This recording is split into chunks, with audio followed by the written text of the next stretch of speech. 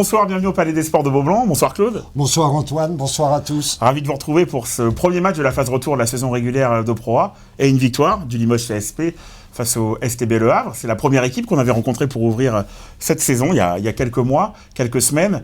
Et puis comme d'habitude de Limoges CSP, depuis notre dernière entrevue, Claude, il s'est passé pas mal de choses, non ? Énormément de choses. Parlons un tout petit peu du match. D'abord, je voudrais saluer la victoire des espoirs de Bertrand Van Butzel, qui a fait, ma foi, un très très bon match. Et pourtant, en ce moment, ils sont dans des conditions difficiles au niveau des entraînements. Donc pour en revenir au match, on va être très franc, on n'a jamais eu peur. J'en veux pour preuve l'évaluation, 116 à 59, ça veut tout dire. Le Havre a été très courageux, j'ai trouvé qu'il se battait bien. Mais nos rotations, notre longueur de banc, notre envie, parce que on va parler d'envie beaucoup sur ce débrief, ont fait la différence. Et cette envie, justement, ça peut compenser quand il y a logiquement quand même une fatigue aussi physique. Ah bah là, on va. C'est un peu le contre-coup de notre euphorie actuelle. On va avoir obligatoirement une petite fatigue physique par rapport à la somme de travail que Doulet demande, par rapport à la vitesse que l'on voit et l'intensité. Combien de fois je vous ai parlé d'intensité ? Je crois que là, on touche du doigt ce qui nous manquait. Vous savez, le match d'aujourd'hui, on a gagné, on a fait une bonne prestation. Il y a quand même une chose que je voudrais faire remarquer et qui pour moi est d'une importance capitale. On retrouve des joueurs qu'on ne savait même pas qu'ils étaient chez nous. Avec un nouveau poste 4 ? Avec un nouveau... Daniel Wills, voilà, Daniel Wills, c'est le jour et la nuit. J'ai beaucoup aimé Léo ce soir parce que... C'est le patron. C'est le patron, c'est... La vitesse de Léo pour monter la balle, contrairement à Beau qui lui ralentit un peu plus le jeu, a été extraordinaire. J'ai adoré Nobel, des fois je le critique, là je lui donne un grand coup de chapeau parce qu'il fait un match de mammouth. Et très très juste. Et très très juste, sans rien forcer, plongé sur les ballons.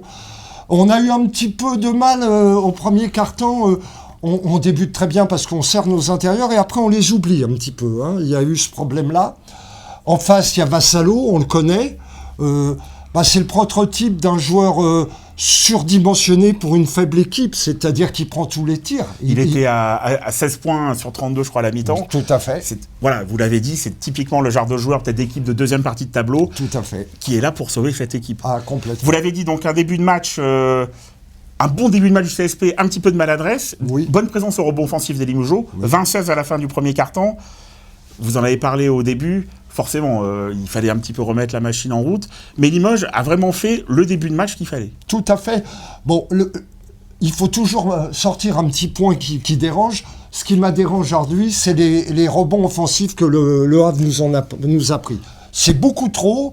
Contre une plus forte équipe, ça aurait pu nous coûter cher. Donc là, il y a quelque chose à faire. Je voudrais aussi mettre en avant, d'ailleurs son ton de jeu le prouve, je ne sais pas si les gens ont tous vu le travail de Penn.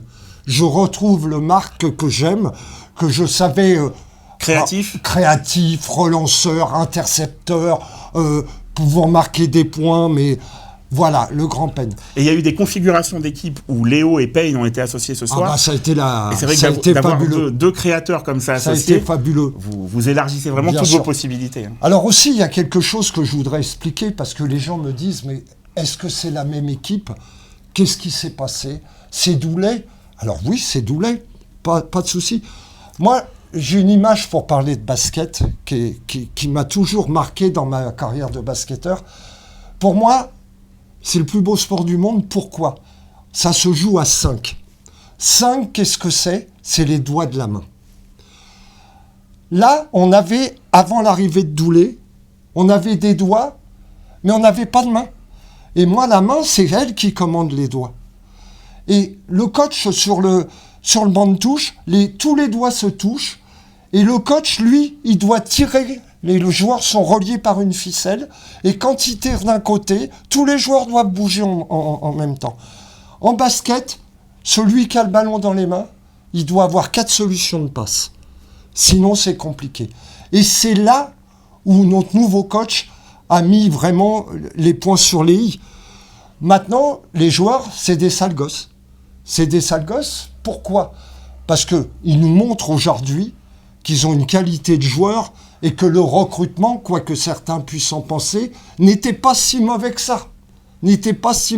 Ce sont les mêmes joueurs que, à juste titre, on avait peut-être parfois critiqué en début de saison, vous l'avez dit. Tout à fait, moi le premier. Ce grand changement de coach a vraiment relancé certains, et puis peut-être aussi assis d'autres dans leurs responsabilités. On pense notamment, comme vous l'avez dit, à Léo Westermann, qui de plus en plus est vraiment le patron de cette équipe. Et vous l'avez dit tout à l'heure, Cambo ralentit un peu le jeu, mais on peut dire aussi quelle complémentarité d'avoir deux joueurs de ce calibre à ce poste-là. Et Eko qui a une petite baisse de régime, mais qui va revenir. Donc, Gatens est dans le 5. Gatens refuse encore des tirs par moment. Voilà, j'avais envie de vous faire réagir sur ça. Pour moi, c'est le petit bémol de la soirée. Moi, j'aime beaucoup Matt Gatens. Et c'est vrai que ce soir, j'ai encore un peu trouvé trop discret. Oui, c'est difficile pour lui parce qu'il a passé un début de saison compliqué où, à juste titre, tout le monde le trouvait très moyen. Alors là, il n'est pas encore très bon, mais son activité, sa défense, ses rebonds qu'il prend, et puis c'est un danger pour la défense même. Il est scouté, ils savent qu'il peut mettre, donc obligatoirement ça peut pas flotter. S'il arrive à cumuler cette attitude qu'il a eue ce soir et la folie qu'il avait eue par exemple dans le deuxième quart-temps contre Oldenburg, ça peut être ce fameux poste 2 maintenant qu'on a trouvé le poste 4 qui nous manque. Une deuxième mi-temps, Claude, vous l'avez dit, dans la lignée, Le Havre qui a fait un bon retour de vestiaire, qui revient à 4-5 points au bon moment, l'accélération avec là. En revanche, on n'a peut-être pas encore trop parlé, l'homme de la deuxième mi-temps, Will Daniels. Ah oui, très très très bon. Des deux côtés du terrain. Il y a eu un système sur touche où il va claquer un dunk. C'est d'une simplicité. Les systèmes que l'on fait sont simples, mais dans l'intérieur du système, et ça aussi c'est un changement, chaque joueur à un moment a l'option, on récite plus. C'est-à-dire on joue le 1 contre 1. Par contre, sur une erreur défensive, bonjour le banc. Donc, voilà tout ce qui a changé. Parce que vous battez Valence une fois.